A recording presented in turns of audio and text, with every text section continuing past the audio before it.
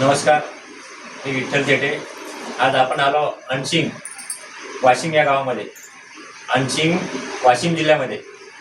तर आपण कल्पना मॅडमच्या माध्यमातून मॅडमला आपण अमृत ज्यूस दिलं होतं. तर त्यांना कशासाठी दिलं होतं आणि त्यांना रिलीफ झाले आपण त्यांच्या तोंडून ऐकू.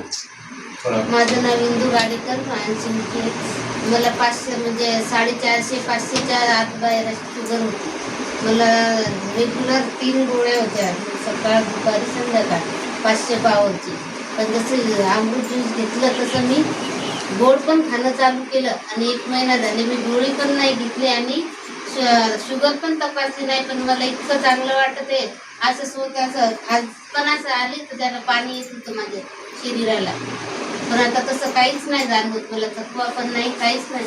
एकदम चांगलं आहे. सर्वांनी पण घ्यावं ते.